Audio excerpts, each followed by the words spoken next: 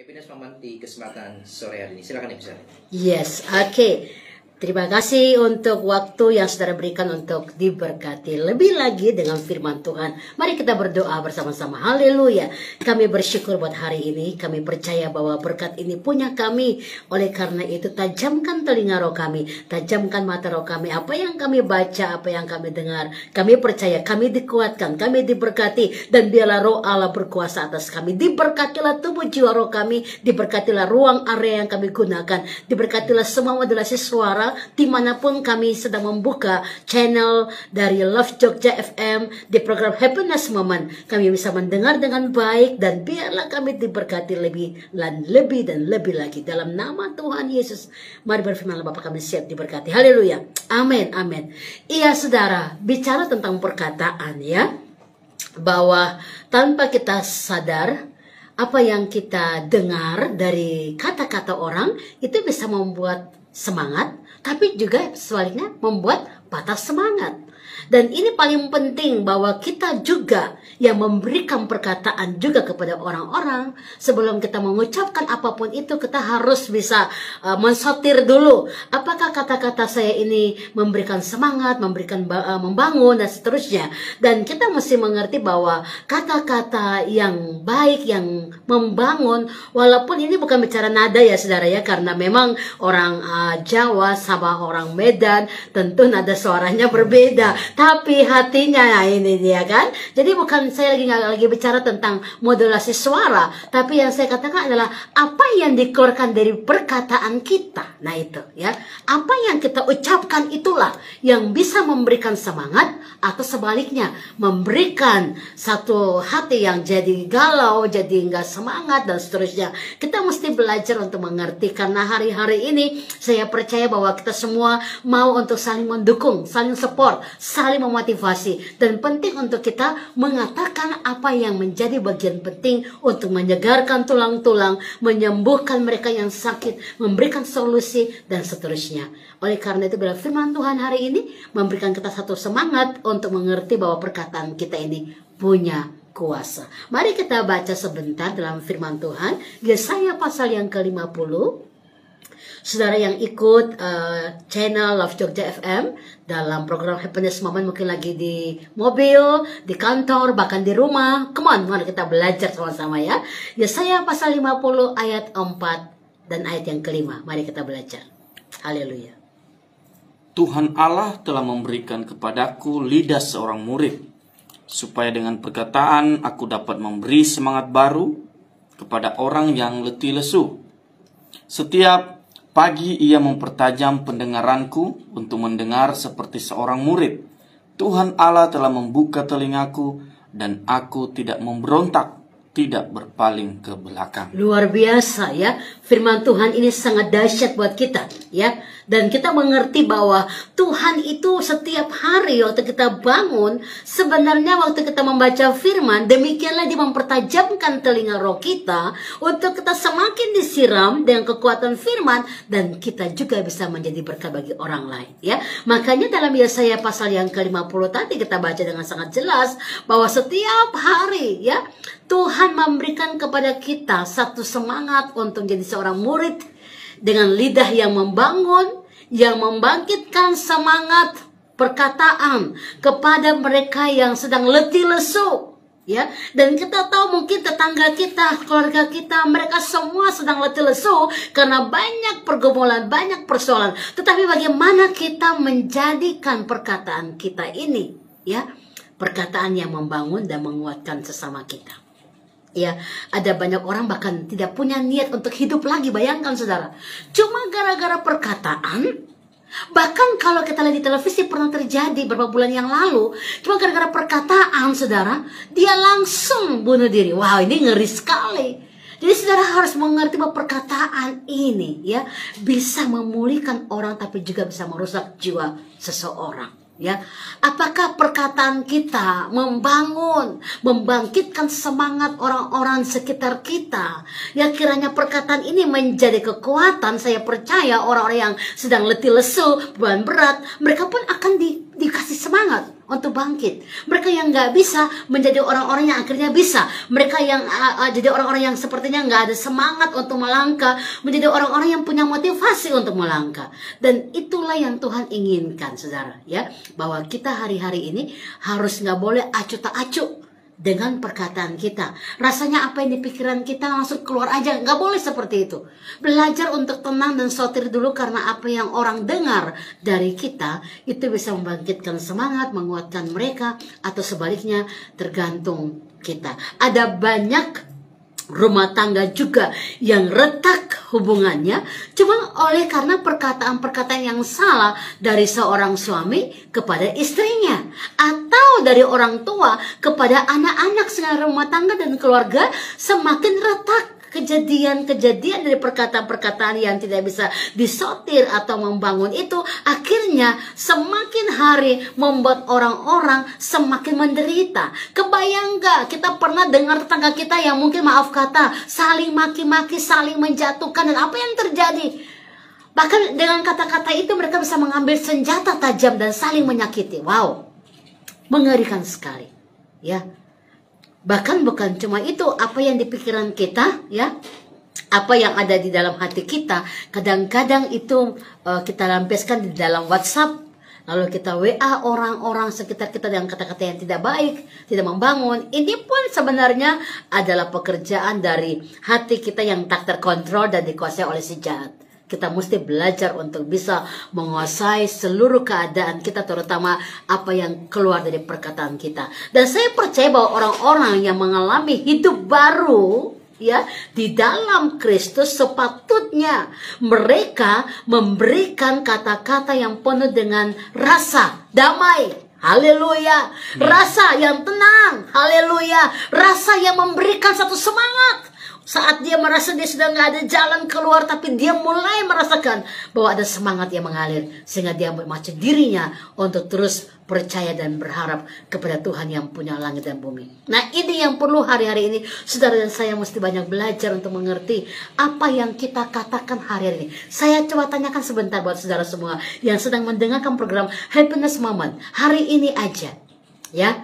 Perkataan kita satu kalimat saja atau satu bahkan kata, tapi apakah kita sudah memberikan semangat dengan kata-kata kita? Haleluya. Atau sebaliknya, hari ini dari pagi sampai malam yang ada menggerutu, yang ada menyalahkan orang, yang ada malah kata-kata yang tidak berkenan di mata Tuhan. Mari melalui firman Tuhan ini kita belajar untuk tenangkan hati dan mulai memperkatakan yang baik, supaya kita sendiri mengalami kekuatan dan orang yang mendengar kita juga mereka mendapat kekuatan yang luar biasa. Ketika lidah kita dikuasai oleh anugerah perkataan, kita mengalirkan berkat-berkat kepada orang-orang sekeliling kita. Ketika perkataan kita dikuasai dengan firman Allah yang begitu penuh dengan kekuatan dan damai, orang-orang yang mendengarkan itu mendapatkan satu ketenangan hati. Kita bandingkan firman Tuhan ini dulu. Kita buka dalam kitab Amsal pasal 16. Amsal 16 ayat 23 dan ayat 24. Silakan. Mari kita simak perkataan firman Tuhan ini. Hati orang bijak menjadikan mulutnya berakal budi. Amin. Dan menjadikan bibirnya lebih dapat meyakinkan. Amin. Perkataan yang menyenangkan adalah seperti sarang madu, manis bagi hati. Haleluya. Dan obat bagi tulang-tulang. Saudara bisa bayangkan.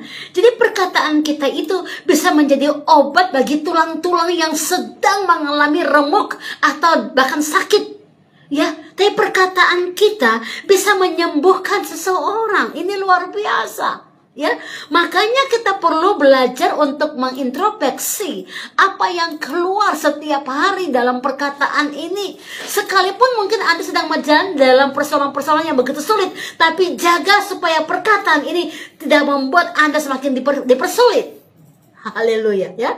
Jaga kata-kata dan jaga setiap ucapan yang keluar dari mulut kita supaya kita nggak terjebak di dalamnya. Nah, kita belajar sebentar dari contoh ya, para pengintai-pengintai yang dimana mereka memiliki kekuatan dalam perkataan yang bisa memberi semangat kepada pemimpin mereka dan orang-orang yang bersama dengan mereka. Ini luar biasa. Mari kita baca dalam kitab Yosua 14 ayat 6 sampai dengan ayat yang ke-12. Yosua pasal yang ke-14 ayat yang ke-6 sampai dengan ayat yang ke-12. Kita baca sama-sama dan kita belajar firman Tuhan ini. Haleluya. Yosua 14 ayat yang ke-6 sampai dengan ayat yang ke-12. Haleluya. Bani Yehuda datang menghadap Yosua di Gilgal. Pada waktu itu berkatalah Kaleb bin Yefune, orang Kenas itu kepadanya, engkau tahu firman yang diucapkan Tuhan kepada Musa, abdi Allah itu, tentang aku dan tentang engkau di Kades Barnea.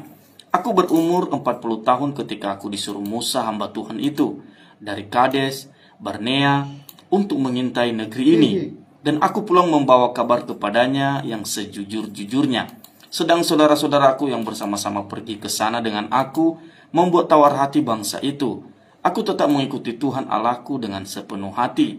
Pada waktu itu Musa bersumpah, katanya, sesungguhnya tanah yang diinjak oleh kakimu itu akan menjadi milik pusakamu dan anak-anakmu sampai selama-lamanya. Sebab engkau tetap mengikuti Tuhan Allahku dengan sepenuh hati.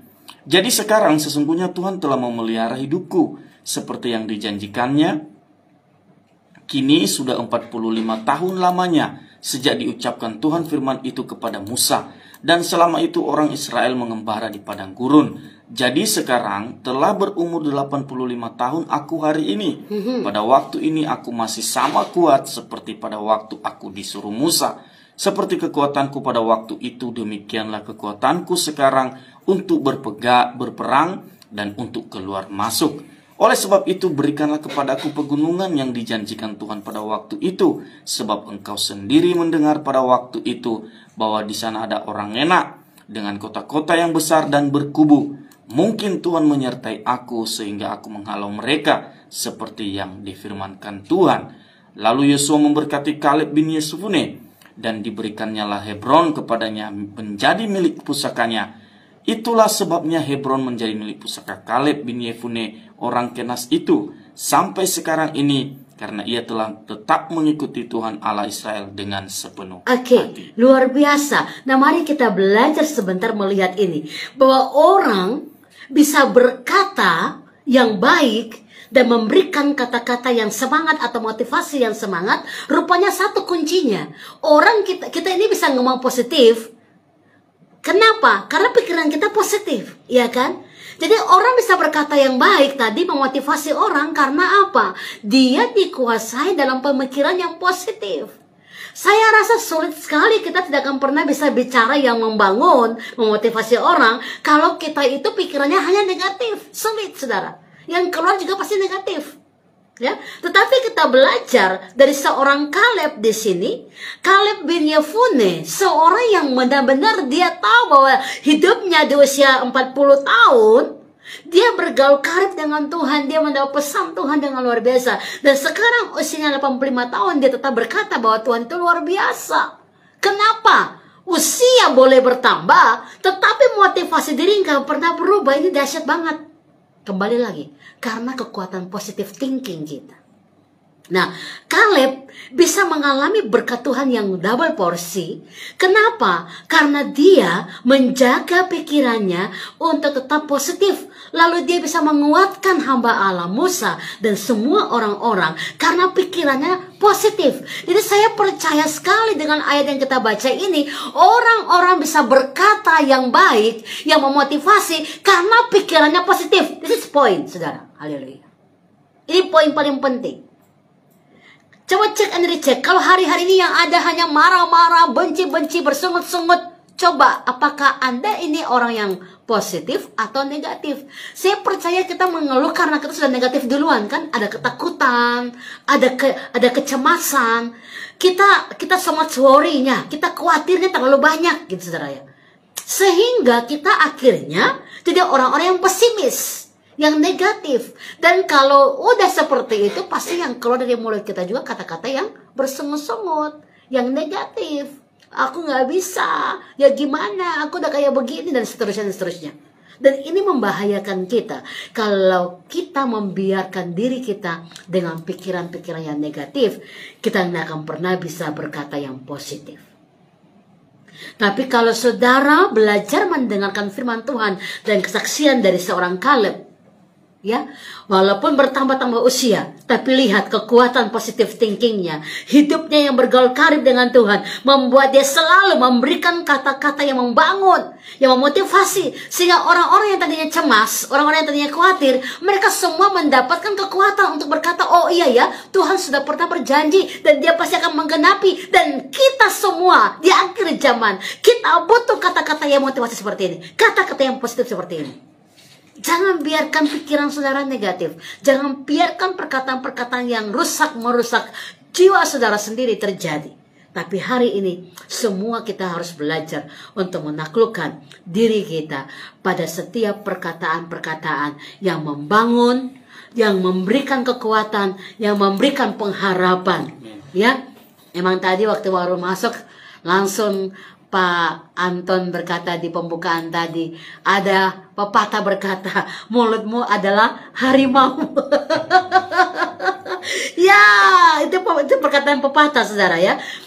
Tapi saya mau bilang satu hal penting, bahwa your word can change your world.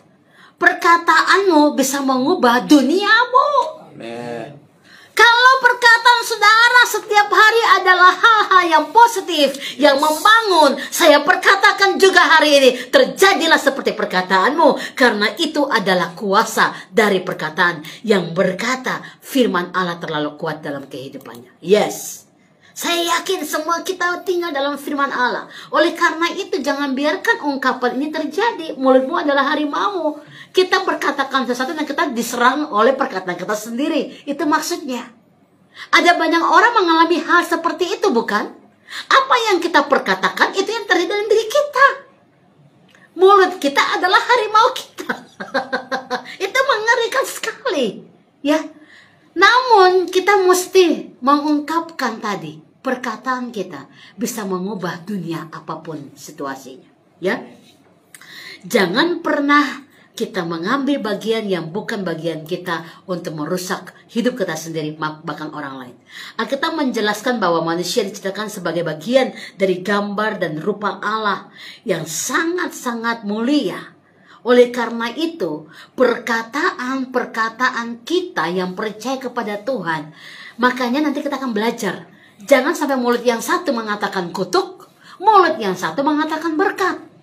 Lalu Tuhan berkata, kalau engkau mendua hati, maka tidak akan pernah tenang hidup saudara. Bukankah waktu saudara berkata, yang besok hari Minggu ya? Lusa. Hari Minggu ke gereja, haleluya, haleluya. Perkataan memberkati. Tapi hari Senin, haleluya, haleluya. Lalu kata-katanya yang diambil adalah kata-kata yang saling menyakiti. Jangan seperti itu. Ya, sebagian kita mengerti bahwa hampir 70% tubuh manusia terdiri dari unsur air. Karena itu waspadalah. Kenapa? Karena perkataan yang diucapkan terhadap diri kita mampu membuat peredaran darah seseorang tiba-tiba terhendak, saudara.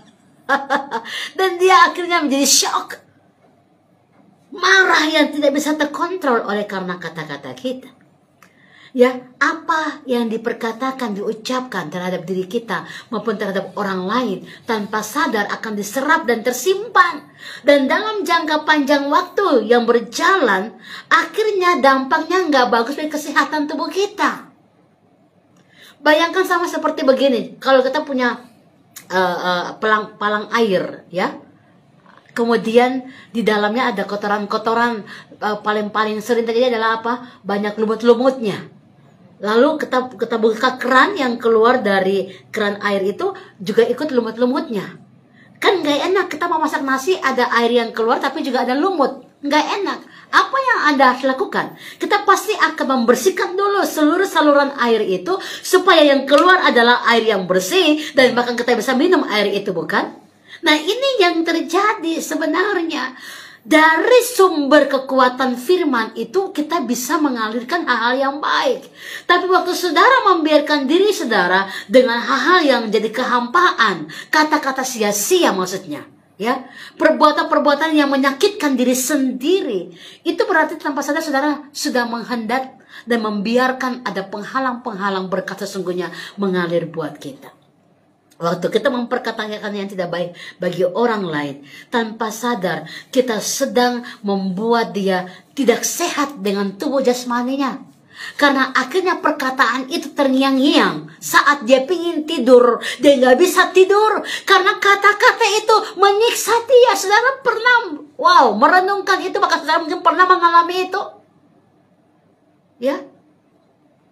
Apalagi anak muda yang lagi putus cinta, yang diingat adalah dulu bilangnya I love you. Sekarang saya lupa kamu. Wah, itu menyakitkan saudara.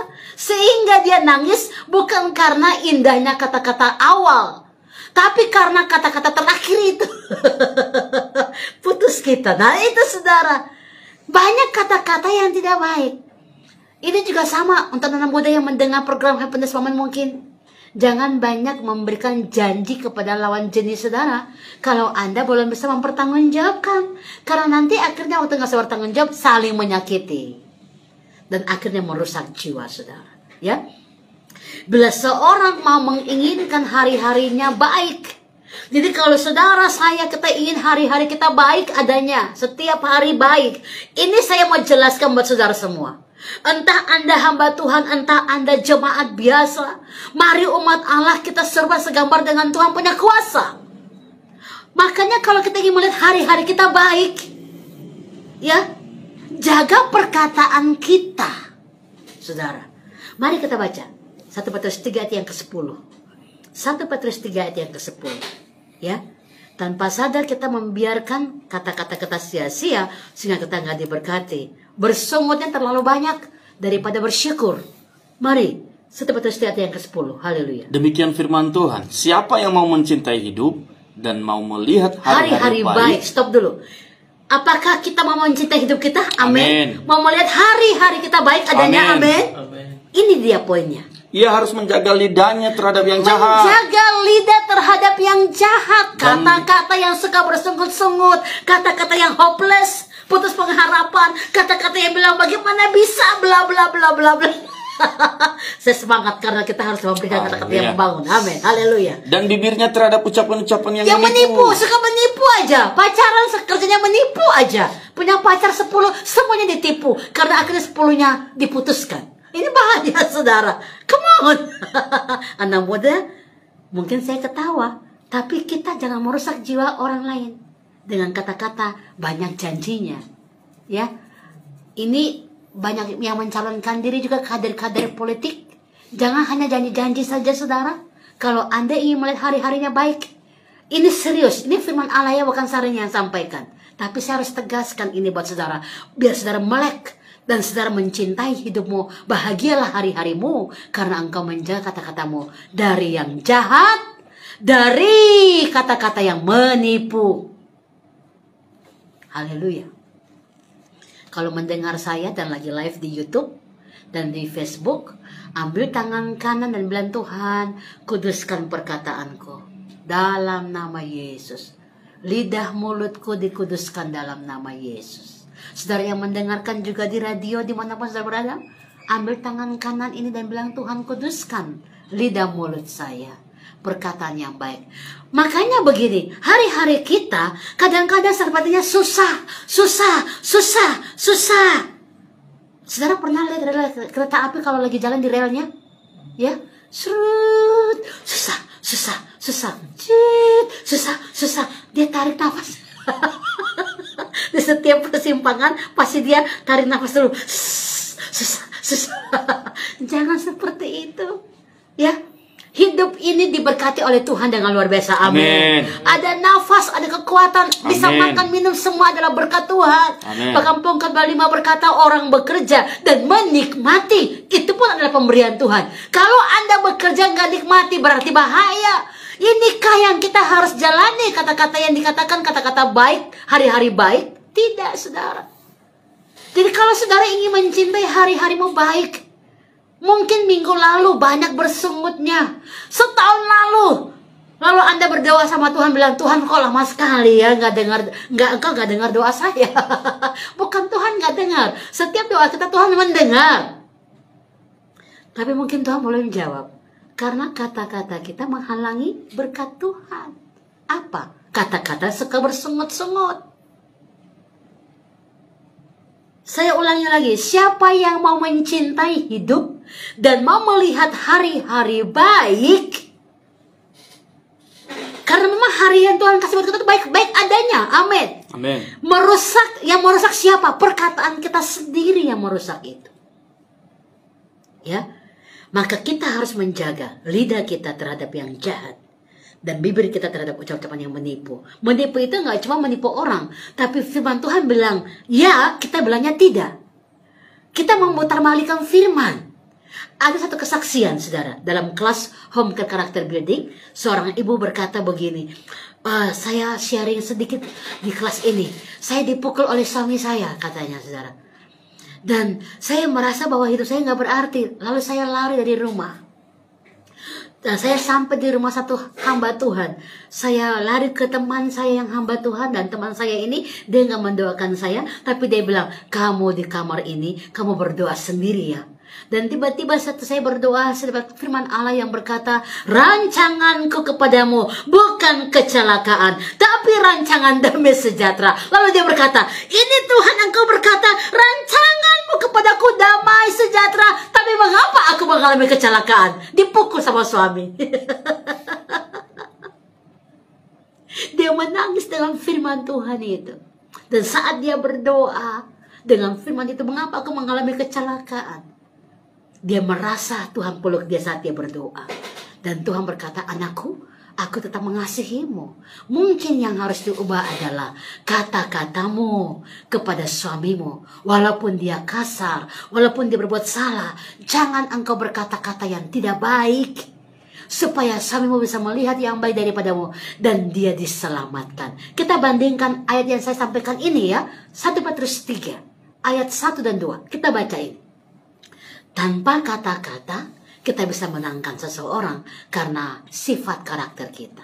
1 Petrus 3 ayat 1 dan 2. Demikian juga kamu, hai istri-istri, tunduklah kepada suamimu, supaya jika ada di antara mereka yang tidak taat kepada firman, mereka juga tanpa perkataan dimenangkan oleh kelakuan istrinya, jika mereka melihat bagaimana murni dan salehnya hidup istri mereka. Luar biasa. Dan waktu Tuhan peluk dia dan berkata, kata-katamu harus kamu ubah jadi hati yang lembut, kata-kata yang lembut.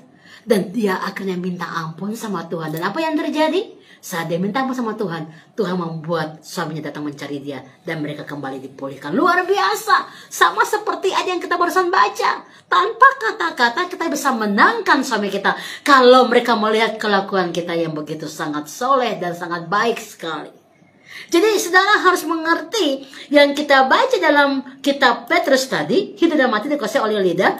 Dan kemudian ini yang Amsal juga bilang, ya, hidup dan mati kita itu ditentukan oleh lidah kita juga. Kalau mau lihat hari-hari baik, ya, kita harus memperkatakan firman dengan bagus dan jangan sampai kita dibuat susah oleh karena perkataan kita sendiri. Amsal 18 ayat 21. Saya baca buat saudara semua. Amsal 18 ayat 21. Hidup dan mati dikuasai lidah. Barang siapa mengemakannya akan memakan buahnya. Berapa tahun kita hidup berumah tangga, yang Anda katakan dalam rumah tanggamu adalah buah-buah roh, buah kebenaran, maka saya berkata rumah tanggamu sangat bahagia. Tapi dalam tahun-tahun usia pernikahanmu yang engkau katakan hanya bersungut-sungut, marah dan marah, saya katakan Anda sedang meruntuhkan apa yang Anda bangun sendiri.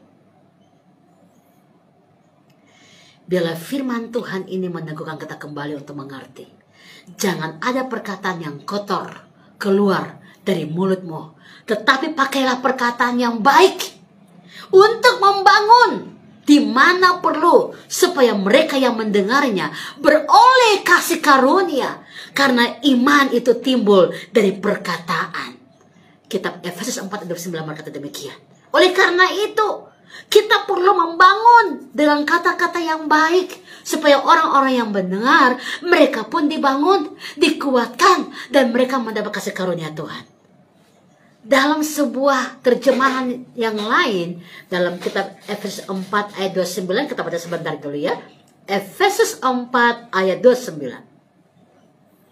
Demikianlah firman Tuhan, janganlah ada perkataan kotor keluar dari mulutmu, tetapi pakailah perkataan-perkataan yang baik untuk membangun di mana perlu, supaya mereka yang mendengarnya beroleh kasih karunia. Amin. Dalam bahasa asli King James Version dikatakan jangan menggunakan bad language, kata-kata yang melemahkan, kata-kata yang tidak ada motivasi.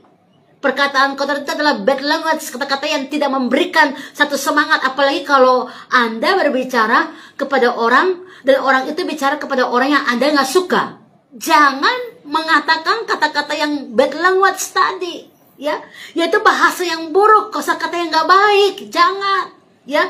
Kita harus bisa mendisiplinkan diri kita untuk terlatih mengucapkan kata-kata yang selektif, yang baik, yang sejuk, yang enak didengar. Jangan tergesa-gesa berbicara. Stay tune di sini. Kita akan kembali sesi berikutnya. God bless.